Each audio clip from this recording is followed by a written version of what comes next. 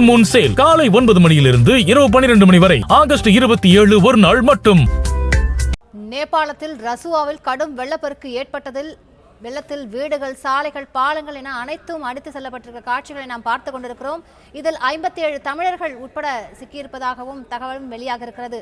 மேலும் விவரங்களை கேட்டு பெறலாம் செய்தியாளர் ராஜகுமரனிடம். ராஜகுமரன், இந்த தமிழர்கள் 57 பேரும் சேஃபா இருக்கிறதா சொன்னீங்க. அவங்கெல்லாம் எந்த இடத்துல தங்க வைக்கப்பட்டிருக்காங்க? அவங்களை தொடர்பு கொள்ள முடிஞ்சதா? விவரங்கள். நேபாள எல்லையில் ஏற்பட்டிருக்கக்கூடிய இந்த வெள்ளப்பெருக்கில் சிக்கி இருக்கக்கூடிய தமிழர்கள் அனைவரும் அங்கு இருக்கக்கூடிய நேபாள ஆயுதப்படைக்கு சொந்தமான இடங்களில் தங்க வைக்கப்பட்டிருப்பதாக தகவல்கள் வெளியாகி இருக்கின்றன. அதே நேரம் அயலக தமிழர் நலத்துறை சார்பிலே ஏறக்குறைய இன்னும் சற்று நேரத்தில் அதிகாரப்பூர்வமாக ஒரு செய்தி குறிப்பு வெளியிடப்படும் என்று சொல்லி இருக்கின்றார்கள். அந்த செய்தி குறிப்பிலே அவர்கள் தங்க வைக்கப்பட்டிருக்கக்கூடிய இடம், அவர்களை பற்றிய முகவரி என்ன என்பது உள்ளிட்ட விவரங்கள் எல்லாம் எதிர்பார்க்கப்படுகின்றன. அதே நேரம் 57 பேர் சிக்கியிருந்த நிலையில் அவர்கள் அனைவரும் பாதுகாப்பாகத்தான் இருக்கின்றார்கள் என்ற தகவலை அயலக தமிழர் நலத்துறை சார்பில் சொல்லி இருக்கின்றார்கள். 57 பேரோடும் தொடர்பு கொள்ளக்கூடிய நிலையில் தான் அயலக தமிழர் நலத்துறை சென்னை எழிலகத்தில் இருக்கின்றது, சேப்பாக்கத்திலே. அவர்களோடு தொடர்பு கொள்ளக்கூடிய ஒரு நிலையில் தான் இருப்பதாக சொல்லி இருக்கின்றார்கள். அது மட்டுமல்லாமல் உதவி எண்கள் அறிவிக்கப்பட்டிருக்கின்றன. இந்த உதவி எண்கள் மூலமாக அங்கே சிக்கியிருப்பவர்களை பற்றிய விவரங்களை பெற்றுக் கொள்ளலாம். அதே நேரம் தங்களுடைய உறவினர்கள், நண்பர்கள் யாரேனும் நேபாளத்திற்கோ திபெத்திற்கோ சீன பகுதியில் இருக்கக்கூடிய ஆன்மீக தலங்களுக்கோ சென்றிருந்தால் கூட அவர்களிடம் அது குறித்த விவரங்கள் எல்லாம் கேட்டறியலாம் என்று அயலக தமிழர் நலத்துறையினுடைய அதிகாரிகள் தெரிவித்திருக்கின்றார்கள்.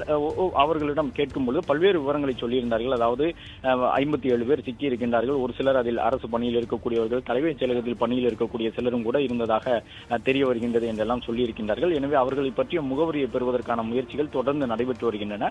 அதே நேரம் இங்கு வெளியாகி இருக்கக்கூடிய காணொலிகள், அதாவது மிகப்பெரிய அளவிலான கட்டடங்களையும் மூழ்கடித்து செல்லக்கூடிய, மக்கள் திசைக்கு ஒருவராக சிதறி செல்லக்கூடிய நிலையிலும் அவர்கள் அனைவரையும் சிக்கிக்கொள்ளும் வகையிலே மேலெழுந்து வரக்கூடிய சுனாமி பேரலையை நினைவூட்டக்கூடிய வகையிலான வெள்ளப்பெருக்கு உள்ளிட்ட காட்சிகள் எல்லாம் பல்வேறு இடங்களில் எடுக்கப்பட்டவை. நேபாள நாட்டினுடைய அந்த ஆற்றங்கரை ஓரங்களில் இருக்கக்கூடிய பல்வேறு இடங்களில் எடுக்கப்பட்ட காணொலி.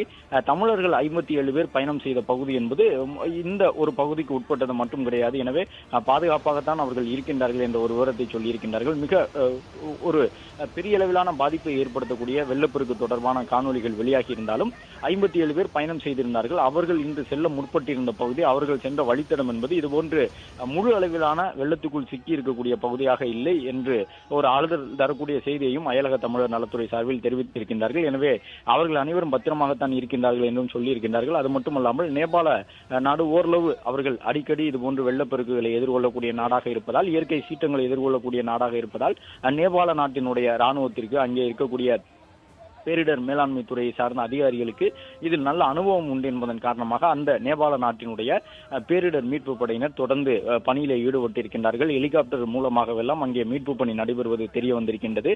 அது மட்டுமல்லாமல் பல்வேறு சர்வதேச அமைப்புகளும் கூட நேபாளத்திற்கு தற்போது சென்று அந்த மீட்பு பணியிலே தங்களை ஈடுபடுத்திக் கொண்டிருக்கின்றார்கள். அங்கே ஹெலிகாப்டர்கள் மூலமாக பல்வேறு இடங்களில் சிக்கியிருக்கக்கூடிய மக்களை மீட்பதற்கான பணிகள் நடைபெற்று வருகின்றன. தமிழர்கள் 57 பேரும் பாதுகாப்பாக இருப்பதாக சொல்லப்பட்டிருக்கின்றது. அயலக தமிழர் நலத்துறை மூலமாக அந்த தகவல் உறுதி செய்யப்பட்டிருக்கின்றது. கும்பகோணத்தைச் சேர்ந்த 17 பேர் அதிகபட்சமாக இந்த 57 பேர் கொண்ட பட்டியலில் இடம்பெற்றிருக்கின்றார்கள். ஏனென்றால் இந்த நிறுவனத்தை பொறுத்தவரை கும்பகோணத்தில் இருந்து செயல்படக்கூடிய நிறுவனம் தான் என்றாலும் தமிழ்நாட்டினுடைய பல்வேறு இடங்களில் இருந்தும், புதுச்சேரி பகுதியில் இருந்தும் கூட சிலர் அதில் பயணம் செய்திருக்கின்றார்கள் என்ற ஒரு விவரம் வெளியாகி இருக்கின்றது. 30க்கும் மேற்பட்ட பெண்கள் அந்த பட்டியலில் இருக்கின்றார்கள் என்பதையும் அறிந்து கொள்ள முடிந்திருக்கின்றது. அவர்கள் அனைவரையும் பத்திரமாக தமிழ்நாட்டிற்கு மீட்டு அழைத்து வருவதற்கான பணிகள் நடைபெறுகின்றன. இது மட்டுமல்லாமல் சுற்றுலாவிற்காக வேறு யாரேனும் அந்த பகுதிக்கு சென்றார்களா என்பது உள்ளிட்ட பல்வேறு கோணங்களிலும் தற்போது வருவாய் மற்றும் பேரிடர் மேலாண்மை துறை அதிகாரிகளோடு கூட அயலக தமிழர் நலத்துறை சார்பில் பேச்சுவார்த்தை நடத்தியிருந்தார்கள். அது மட்டுமல்லாமல் ஆலோசனை கூட்டங்கள் மூலமாக இந்திய தூதரகத்துடனும் பேசப்பட்டிருந்தது. காட்மண்டுவில் இருக்கக்கூடிய தூதரகத்தின் வசம் இருக்கக்கூடிய தகவல்கள் என்ன என்பதையெல்லாம் கேட்டறிந்து வைத்திருந்தார்கள். எனவே அது ஒரு சர்வதேச எல்லையாக இருப்பதன் காரணமாக அங்கே பயணிக்கக்கூடியவர்களுடைய விவரம் அரசு தரப்பிடம் இருக்கும். எனவே பயணம் செய்த அனைவரை பற்றிய விவரங்களையும் எளிதில் பெற்றுவிட முடியும் என்ற நிலையில்தான் அயலக தமிழர் நலத்துறை மூலமாக இந்த நடவடிக்கைகள் எல்லாம் எடுக்கப்பட்டிருக்கின்றன. அதே நேரம் வெளியாகக்கூடிய காணொலிகள் அங்கே ஏற்பட்ட ஒரு பெரிய வெள்ளப்பெருக்கை காட்சிப்படுத்துகின்றன.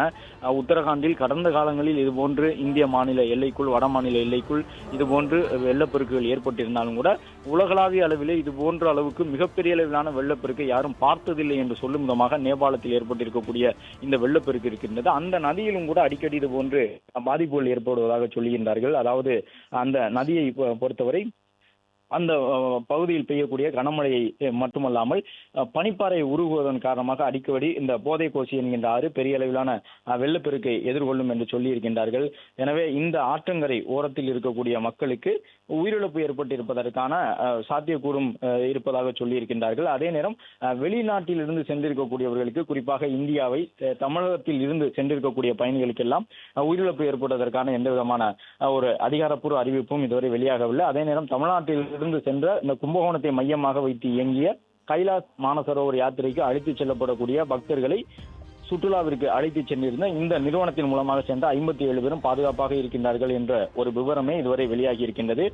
எனவே இந்த ஆற்றில் ஏற்பட்டிருக்கக்கூடிய வெள்ளத்திற்கான பாதிப்பு என்ன, வெள்ளப்பெருக்கு திடீரென்று ஏற்பட்டதற்கான பாதிப்பு என்ன என்பது உட்பட பல்வேறு கோணங்களிலும் பல கேள்விகள் முன்வைக்கப்பட்டு சொல்லப்பட்டு வருகின்றது. ஃபுல் மூன் சேல் காலை 9 மணியிலிருந்து இரவு 12 மணி வரை ஆகஸ்ட் 27 ஒரு நாள் மட்டும். பிளே ஸ்டோர் மற்றும் ஆப் ஸ்டோரில் இருந்து பாலிமர் செயலியை QR கோடு மூலம் பதிவிறக்கம் செய்யுங்கள். செய்திகளை உடனுக்குடன் பெறுங்கள்.